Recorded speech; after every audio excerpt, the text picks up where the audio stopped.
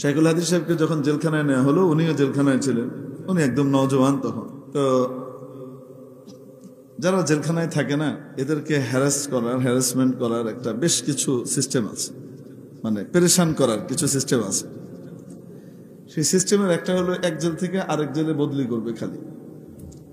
এই যে এক জেল থেকে আরেক জেলে বদলি হয়, যে প্রিজন ভ্যানে করে যাওয়া, এটা যে কি কষ্টের, এটা এনে বসে আপনাদেরকে বোঝানো যাবে না।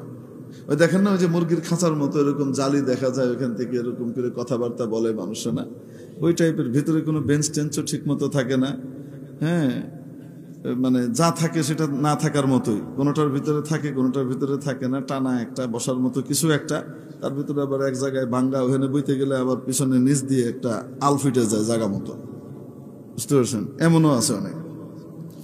তো এক জেল থেকে এক জেলে পাঠায়, তো ওনাদেরকে বরিশাল জেলে পাঠাইছে। কোথায়?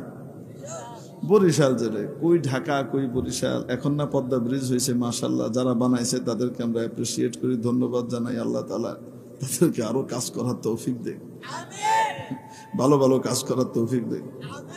আর জেলখানায় যে সমস্ত হুজুররা আছে তাদেরকে তাড়াতাড়ি বের করে সসম্মানে তাদের সাথে মহব্বত করার তৌফিক দেন। তো মাশাআল্লাহ, তো ওখান থেকে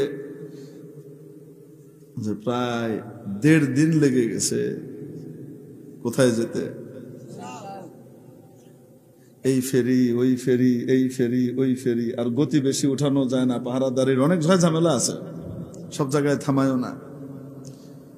তো একদম ক্লান্ত শ্রান্ত হয়ে সন্ধ্যাবেলায় কি করছে, পৌঁছাইছে গিয়ে। একদিন রওনা হয়েছে, এর পরের দিন সন্ধ্যাবেলায় গিয়ে, মানে রাতের দিকে গিয়ে পৌঁছাইছে মাগরিবের পরে বরিশাল জেলে।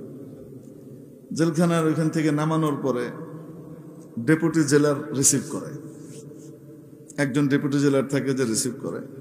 এখন যেহেতু শাইখুল হাদিস সাহেবের মতো বিশেষ বন্দী, অনেক বড় একজন আলেম এবং জাতীয় নেতা, এজন্য একজন ডেপুটি জেলার না, কয়েকজনই ছিলেন, রিসিভ করছেন।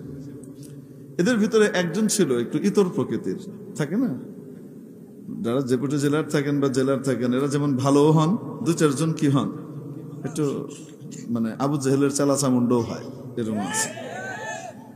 তো এখন হুজুরকে নামানোর পরে হুজুরকে কটাক্ষ করে খোঁচা মেরে বলতেছে, সবাই তো বিধ্বস্ত একেবারে। তার ভিতরে আবার বৃষ্টি হয়েছে সারা রাস্তা, এই বৃষ্টিতে ভিজতে ভিজতে একদম কাপড় চোপড় ভিজে শেষ। গিয়ে পৌঁছানোর পরে ওই ডেপুটি জেলার জিজ্ঞেস করে, হুজুর আপনি নাকি পুলিশ মেরেছেন? কি কয়, আপনি নাকি পুলিশ মেরেছেন? তো সবার রাগে একদম সবার কিড়মিড় করতেছে।